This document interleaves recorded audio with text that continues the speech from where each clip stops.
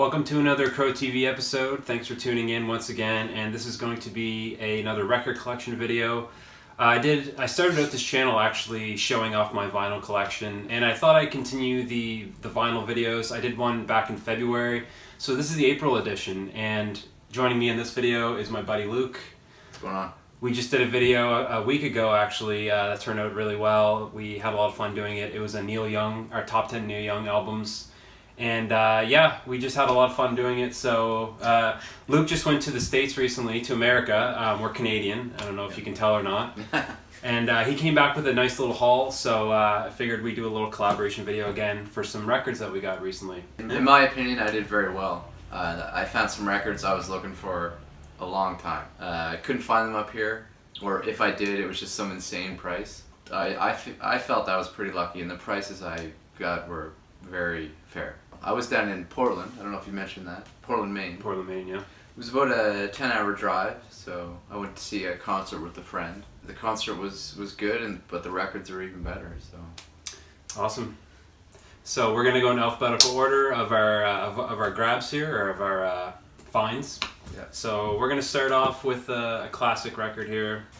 Yeah, the band, their first album, Music from Big Pink. I was never a huge fan of them, but in my later years I find I really come to appreciate. The artwork was done by Dylan, and a lot of the songs are by Dylan, so I'm a huge Dylan fan, so kind of appeals to my nature. Tears of Rage. That's the opening track, Yeah. right? Yeah. Great. I mean, that song's amazing. It chills. It gives you chills. It's a beautiful song. Yeah. Yes. Exactly. And very happy to have found this. Yeah.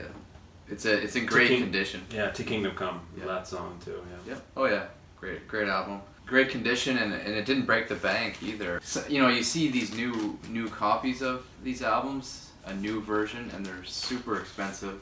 And that's just not my style. I don't need to own every pristine new copy of everything. I think it's a lot better to have the original when it came out, kind of that vibe. So that was my first one I got. Yeah. What's your honest opinion on the artwork? I love it. It's done by Bob Dylan, so you may be a little biased. Yeah, I'm in your biased. thoughts, but I think it's hilarious. yeah. You got, Yeah. It's very childlike. Yes. Yeah. Yes. The guitar here is that a guitar or a sitar? I can't really tell, but it's Yeah, I think a lot of it's meant in jest, and they were his backing band for years before this, so they were probably all friends. And awesome. Yeah, that's a great find, and amazing album by goes without saying, great band. Yeah, mostly Canadian band, but I have trouble finding it up here for some reason. So. Yeah. Next one I got was kind of in the vein of our Neil Young album, Buffalo Springfield, their first album. Again, I never see it up here. I don't know why that is. It's not the original copy, because this one actually has the single on it. Back then they would repress an album and tack the single that came out later. For what it's worth. Yeah. So it's not the original '66 version. This is actually probably late '60s. Still though. I think the only copies of that you'd find around is Yeah. 2-3 disc box set kind of thing, repressing of that. Yeah, and it is a stereo copy, so I was pretty happy to find that. Yeah, but hey, this record, I mean, us being big Neil Young fans, I didn't really get into this band until I was listening to him for a few years, and then I just was like, wait, he was in a band with Stephen Stills. I didn't really know much of their stuff aside from, of course, What It's Worth, Mr. Soul. And then you listen to this. I remember listening to this for the first time, the whole thing, and just being like, this is, these guys are up there with the Beatles in terms of, players, songwriters. Yeah, they're crazy. This is a crazy record. Richie Furay, Stephen Stills, great singers, great songwriting on this record. Yeah. Yeah. And again, I love buying the thing, because then you get all the little quips on the back, and there's a whole bunch of stuff I had never seen before, so very happy about that. And going right into the next record quite perfectly here. Yeah, Buffalo Springfield's second album, Buffalo Springfield again, which Love that front cover. That's awesome. yeah, again I can never seem to find it here. Yeah. I stumbled across a copy in New York last year. Foolishly didn't buy it. Still regretting that one because that was a mono copy, but here we are. It's a stereo, just like the other one, stereo copy. I got all these pretty well in one fell swoop. I was down for a couple of days last week in Portland, like I said, and there was, between all these, there's two shops that I bought these from. The Moody Lords, which is right on Congress Street. It's a record store / thrift shop, but they have a really good selection. They don't have a single new piece of vinyl in there. It's all old stuff. That's my kind of jam right there. So yeah, again, love reading all the inside stuff. There's a whole bunch of foolishness on the back. All the special things. And then you get all the credits of the musicians and stuff like that. I really like. So yeah.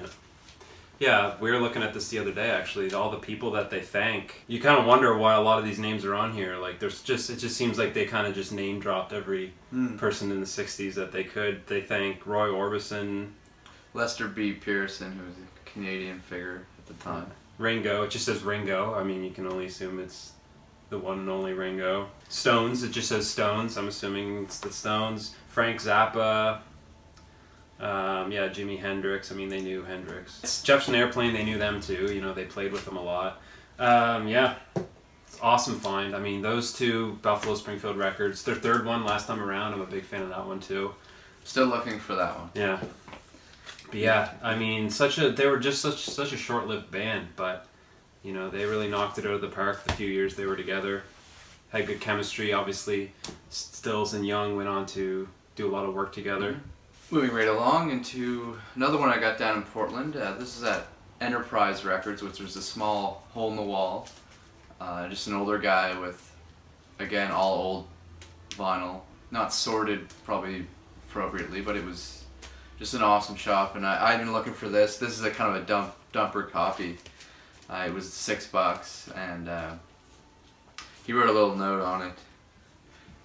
I don't know if you can see that, but it says, "As is, a little noisy." So when I got it home, I noticed there were stains all over the vinyl, and I made up a little solution, and I had a microfiber cloth, and I just kind of dabbed that in with, not going too wild in the liquid, and I cleaned off most of the surface crap, and I got it sounding pretty good. For an acoustic album, this sounds really good. There is noise, but a little bit of crackle here and it's there. not bad at all, actually. And for $6, that's a steal. Especially, I really don't ever see an original copy of this. Well, an old copy of this. Because it isn't original, because I think it's a 63, this one is. Which I think this album came out in 62, so. This must be pretty press. Pretty damn close, I mean. Yeah, well, yeah, exactly. Can't get more original than that, And I love it. It says in the back he's not even 22 at the time of this album's release, so. It's insane. Yeah, because he's an old man now, and I love it. I'm so happy to have this. Yeah. I don't know this record. I mean, I've listened to it. I mean, there's many songs on here I know, but yeah, I don't know this one that well. So it's an acoustic one, before his Yeah. into electric rock. Yeah, I mean, a lot of the Bob Dylan purists might disagree, but I like his electric stuff quite a bit more. This is groundbreaking. I mean, these are traditional songs at this point. That I remember learning these songs in elementary school, "Blowing in the Wind," "Don't Think Twice, It's All Right." Those are, "Hard Rain's Gonna Fall." These are all classic. These will be taught or listened to 100 years from now. They'll be in museums and stuff. Yeah. Masters of the War. Excellent. Awesome. Great find so far. Jeez.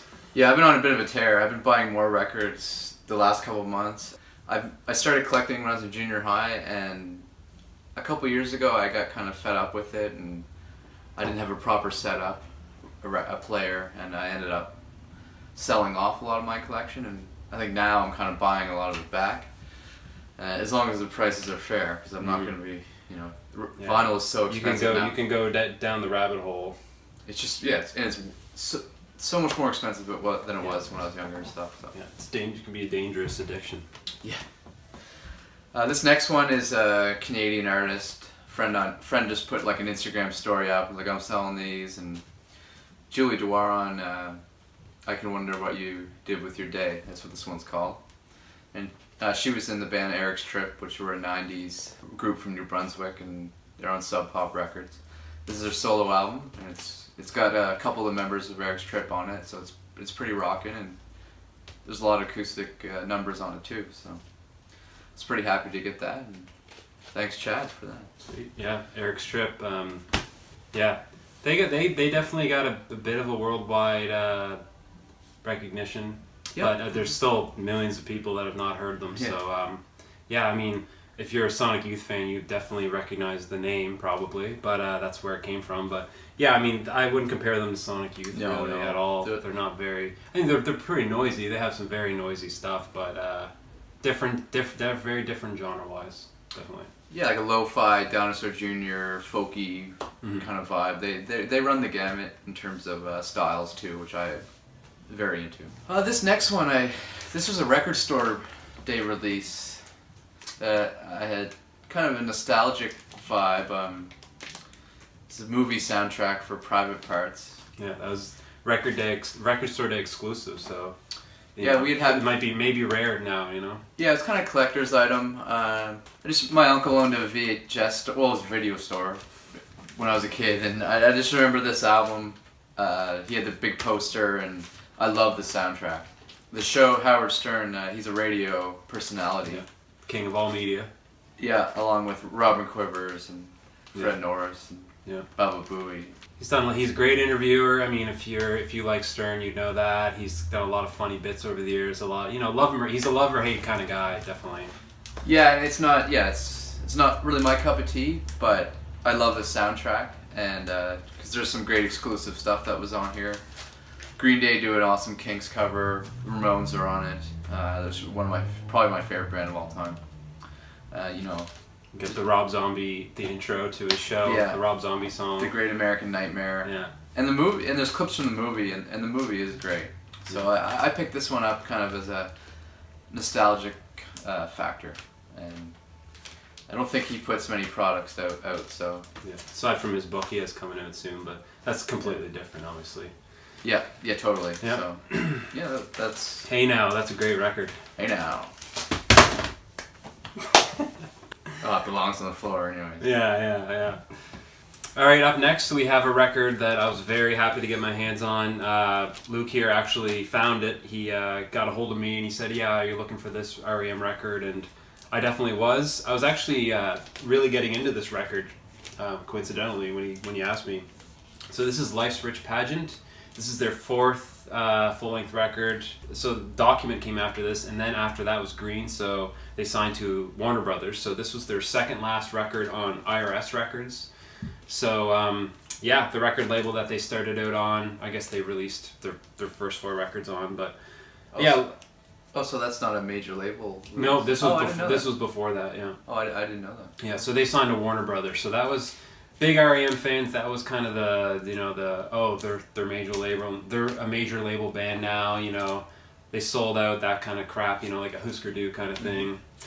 But hey, Green is a great album. They continue to do good stuff. They didn't, they stuck to their ground, and they did a lot of groundbreaking original music throughout their career. So yeah, but this record is definitely a transitional record, in my opinion, and I think a lot of REM fans would agree. They're kind of changing their sound a little bit, but this one still has a lot of really good, like, raw rockers on it, like really raw, kind of like, there's a lot of like punk attitude behind a lot of their early stuff, which I really like.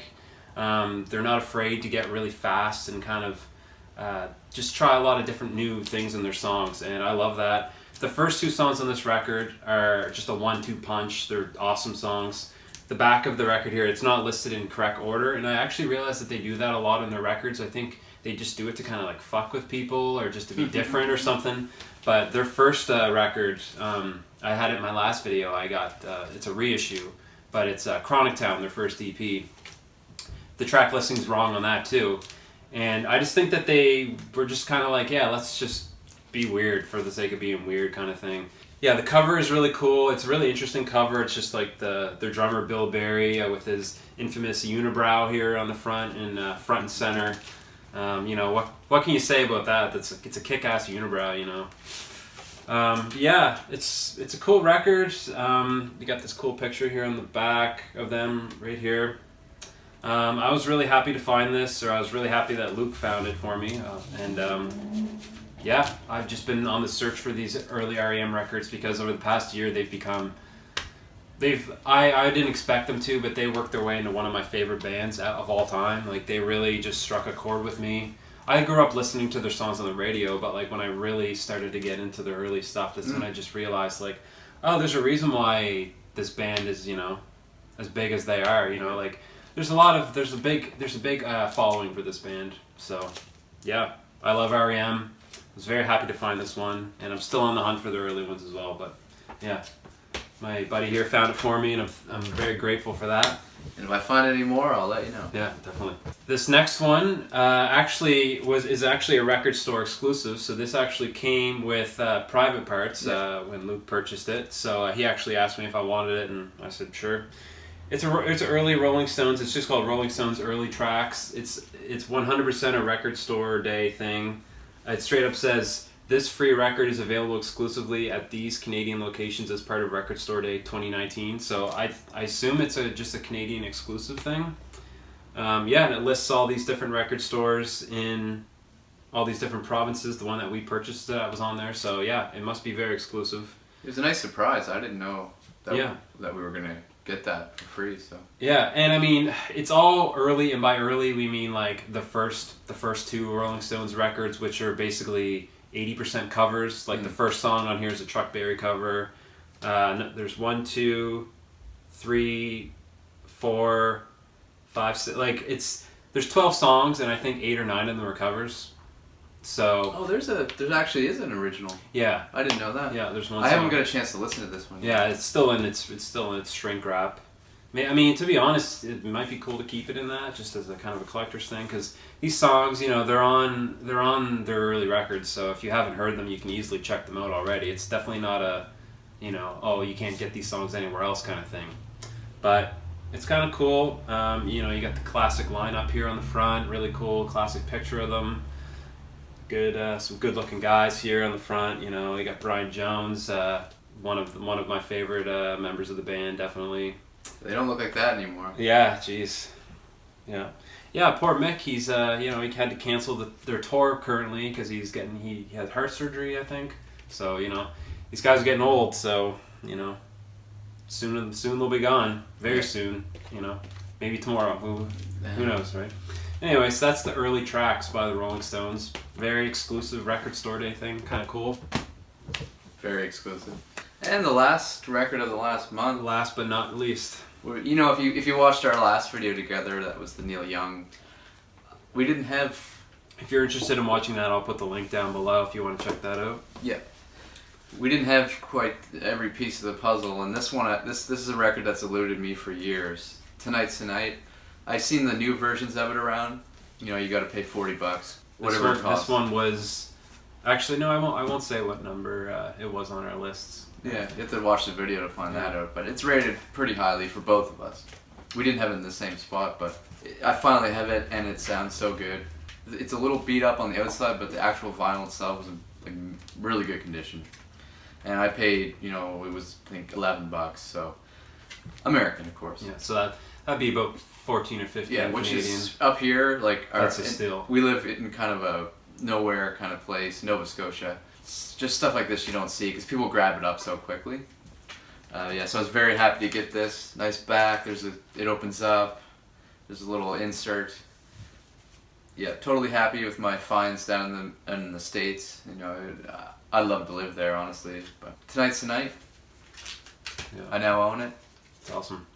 Well, that was it. That was our new records for April 2019. Some good picks in there. Some all-time classics in there. If you haven't heard any of those records, definitely check them out if you're into rock and roll music or just music, So, yeah. I'm going to have to pump the brakes on the buying records, but the Halifax Record Fair is in May, so... Yeah, well, hopefully I'll maybe find some REM ones there that I've been looking for. Have to scour around like a bird looking for his prey. yeah, so that was our April 2019 records. I'm really happy that Luke joined me for this video. Yep, no He problem. obviously had a really good haul from this past week in Maine, in Mhm. America. So we wanted to just do a little video showing it off. So yeah, so if you enjoyed this video, you can give it a like if you like. You can leave a comment below talking about some of the records we have or records you like. Anything you want, you know, we're down to have a little chat. You know, we like talking with people online, you know, sometimes. Yeah. Anyways, yeah, thanks so much for watching, and we'll see you in the next video.